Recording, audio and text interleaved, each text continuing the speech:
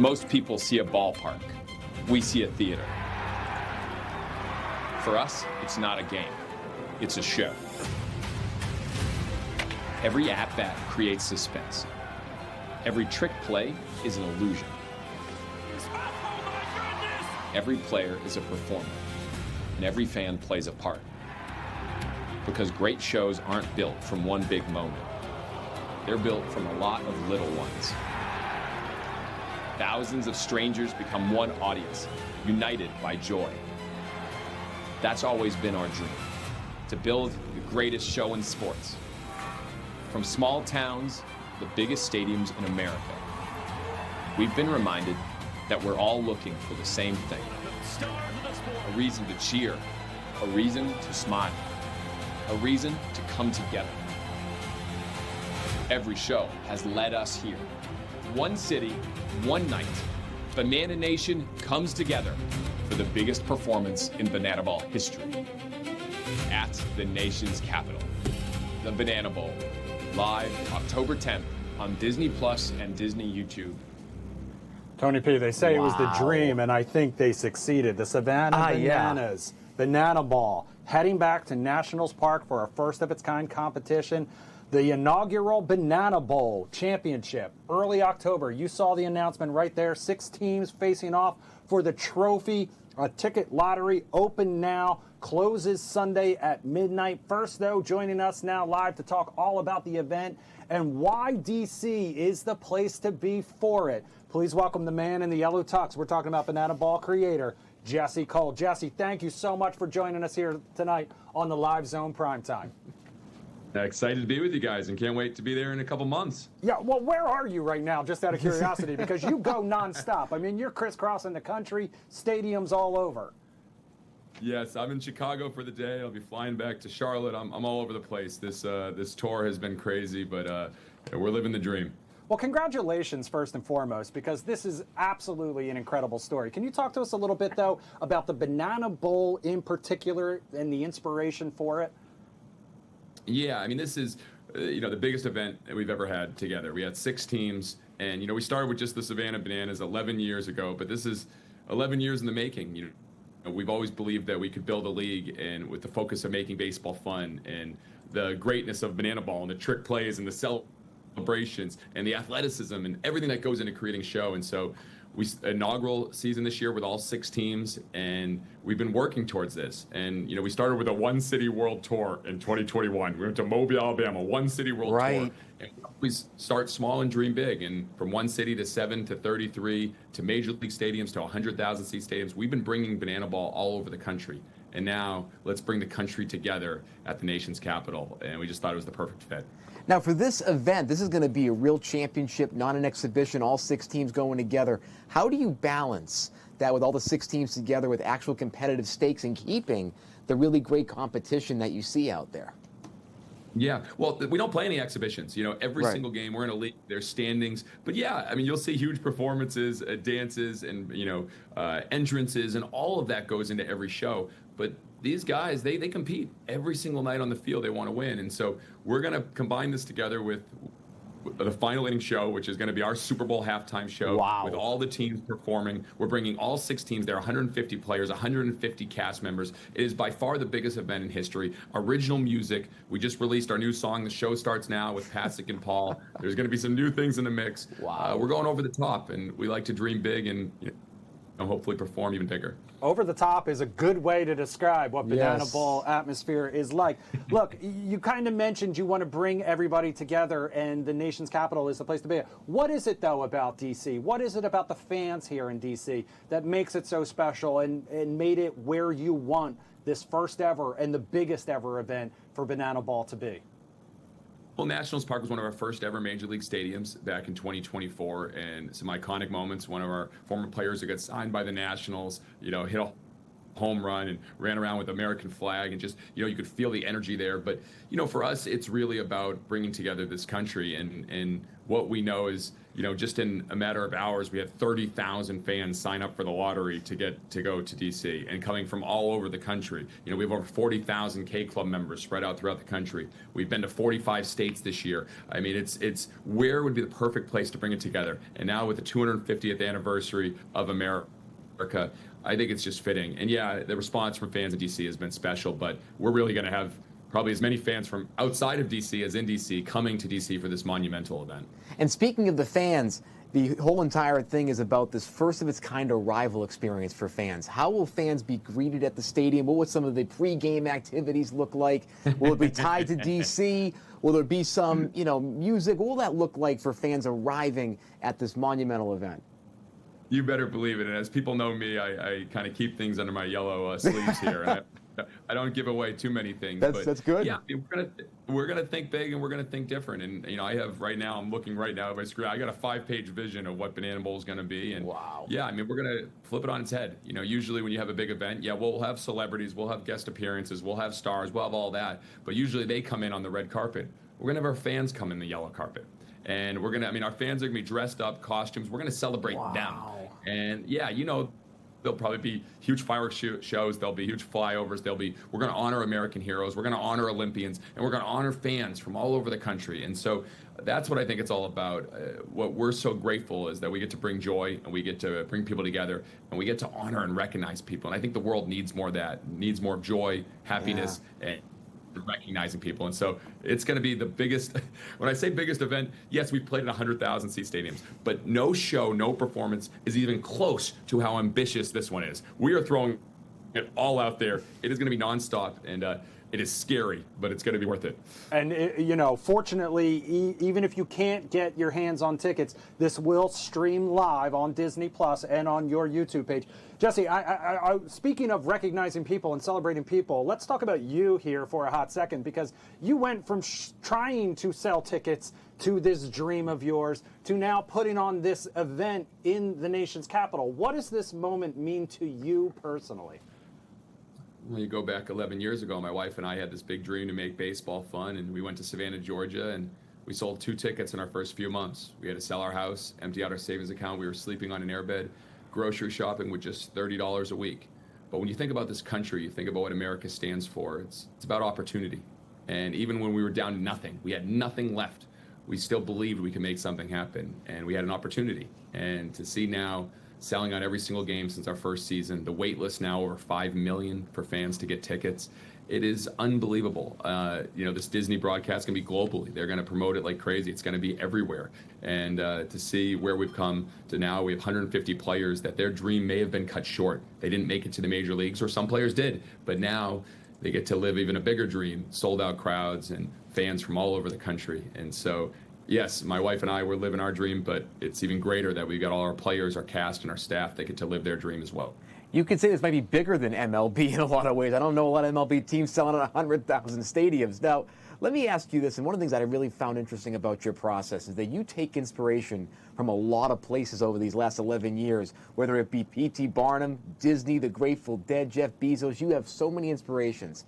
What does your process look like when it comes to performances, creativity? How do you choose what type of elements you're going to add to the game and how to make this game more fun? Well, you put yourself in the fan's shoes every single day. That's how Banana Ball was built. That's why there's no stepping out of the box. There's no walks. There's no bunting. There's no mound visits. And that's why if a fan catches a foul ball, it's an out. And the other night we had 10 foul ball caught outs by fans. It was unbelievable. Wow. You work backwards from what the most magical experience is. And, one thing I learned from Disney is you're always going to plus the experience. I'm never satisfied. We are always looking to make it a little bit better. And whether it's 40,000, 100,000, 5,000 back in Savannah, we put ourselves in their shoes. And you better believe at DC at Nationals Park, we'll be up in the upper deck. We'll have our players up there. There'll be 150 players and cast spread around the stadium. They're going to be entertaining everyone because we want to give people an experience they've never had before. And that when they go home, that joy, that happiness, that fun, that's contagious, it spreads to everyone in their life. And we feel like That's the most powerful thing in the world. So yeah, the inspiration comes from everyone, from Cirque du Soleil to SNL to Grateful Dead, you name it. We just try to think, how do you create a remarkable and unforgettable experience? And you look at every single detail. We play 500 to 600 songs every night, nonstop. We'll do 20 to 30 things people have never seen before on a baseball field every single night. And that's what makes it fun. And that's what makes it exciting for everyone. Unbelievable. It does make it fun and exciting. And then you also, in addition to you guys being such superstars, then you've got people like Kristen Bell doing surprise performances for fans and for your cast and for your players. You guys had Kerry Wood throwing out a trick pitch. You had David Ross batting shirtless. You guys opened the ESPYs with DJ Khaled. Are you guys at the point basically where people are coming to you begging to be a part of this? Former Major League All-Stars and, coming to you in the cities that they played in and, in front of the fans that made them, and they want to be on the field with you guys? We're very fortunate. I would not say it's begging. I would say back when my wife and I and our president Jared and our team started, we were begging, trying to sell 2 tickets. That's a different thing. Right now, I think people... we're hearing from a lot of different players, a lot of former singers, a lot of singers, a lot of celebrities. And, I think it's an opportunity just to go out and have fun and not take yourself too serious. And I think, again, the world needs that. And so, Kristen Bell, what an amazing performer, amazing human. And when she connected with us, we were just like, yes, let's do this. And it was a special performance. And to see over 50 million views, it obviously connected with America. And so, yeah, we're going to hope to continue to create those moments. And whether we're in DC, and you think about some of the legends in DC, both sports, both celebrities, heroes, Olympians, you better believe I want to honor them and recognize them and see 40,000 people stand up and give them the ovation that they deserve. That's such a powerful moment, and I live for those. What do you think it is about Nats Park generally? It's been viewed in the baseball community as a very watchable stadium. It's very close to the field, things of that nature. There's certain things about Nats Park that make it easier for banana ball to be played, especially with 6 teams playing in one night. I think I've been fortunate now. We traveled to almost all major league stadiums, and everyone has unique things, but really it comes down to the fans that are there and the show that we put on. I think certainly we've been there, and the accessibility is great. I think we're going to look at a lot of different numerous entrances for all the teams, surprise entrances. We're going to look at that, utilizing center field. There's a lot of different things we'll look at, but for me, I remember the moments. It's not necessarily the stadium, it's the moments. I remember Rack meeting his dad at home plate and hitting the home run. I remember honoring the firefighters. I remember those moments. And so that's what'll stand out for me. And now it's our goal to create a lot more of those moments that people will never forget in DC on October 10th.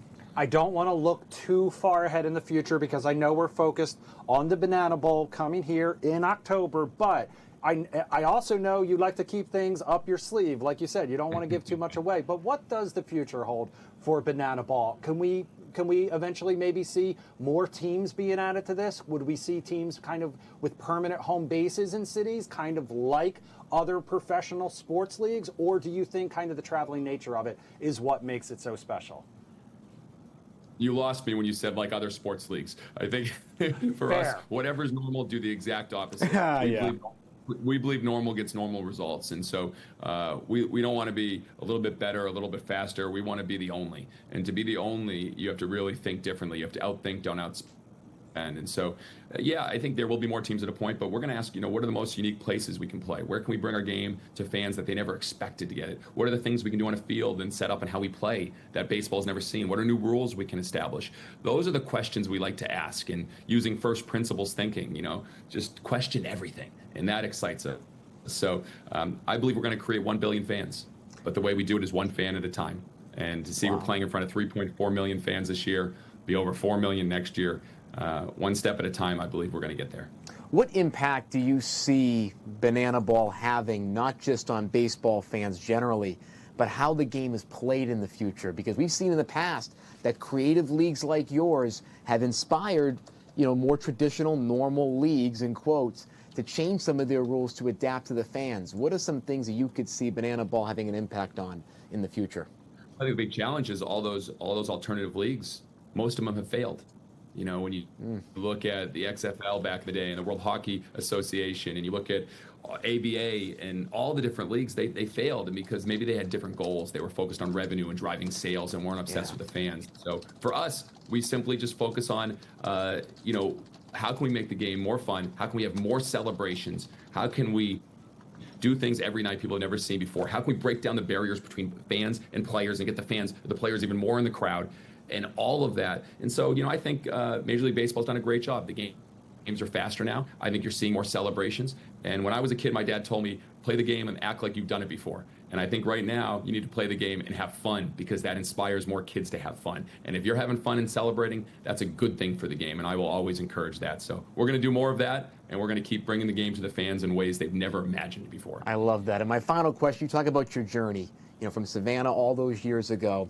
What was it in your heart for you and your wife when you knew that this was a thing you wanted to invest in with everything back against the wall? What was it inside your hearts that told you that this was going to work? Well, I started as a 23-year-old GM in a small town in Gastonia, North Carolina, $268 in the bank account, only 200 fans coming to the game. And, I remember my first days there and seeing fans show up and watching grandma beauty pageants and players dance and all the fun things we did. And I started to believe that, the world needs fun, it needs joy, and we don't need to take ourselves too seriously. When you're a kid, you played the game to play for fun. You played the game to have fun, and then something happened along the way. It became very competitive, and I want to go back to that, purity and as how we played as a kid. And so now my wife and I, when every night at the ballpark we see kids bringing gloves and catching foul balls for outs and getting celebrated on the field, and it's one of the greatest pleasures and purpose I've ever had is every day at the stadium. I see it, I feel it, my wife feels it, our team feels it, our players feel it, and it gives us more motivation to keep going, keep showing up every day, even when it's hard, and even when we're traveling like crazy. Yeah. And when we're going to take this to DC for the Banana Bowl, we're going to give everything we've got to make it the greatest show of all time. Well, we can't wait to check it out. Jesse, my final question for you is, if people want to learn more about the Banana Bowl, if they want to learn more about where they can check out Banana Bowl across the country, if they want to follow you personally, how can they do it? Well, we are very easy to find now. So you search Banana Ball, you will find us and any of our 6 teams. And myself, I've stayed this way for years. Yellow Tux Jesse. I love it. Very easy to find as well. Jesse, thank you so much for spending time with us here tonight on the Live Zone Primetime in Washington, D.C. and celebrating, not only celebrating the sport, but bringing it here to the nation's capital as well. Yep. Thanks a lot, guys. I appreciate y'all. Congratulations. Tony, you know what I love about it, too, is like he said in the beginning, is a lot of his players were people who maybe dreamed about playing in Major League Baseball. Right. And this was a chance for them to kind of get back out there on the field. But now there is going to be an entire generation of people who grow up dreaming about playing for Banana Ball. And they're not even going to care necessarily about Major League Baseball. That's where they're going to see their futures, because and I think that's an it's great thing. Entertainment. It's a whole new, again, I think they will inspire changes in the overall game, because it's so creative and it's fan-centric. And what I love about him is he's so enthusiastic. Like, he talked about joy, and enthusiasm is a foundational piece of that. Tony P, we talked about how long your day is. That man is crisscrossing the country every single day at a different stadium watching. Yeah, it's amazing. And it's so funny. I can't wait for this to come here, and hopefully we're going to check in again as it gets closer and that tournament comes here.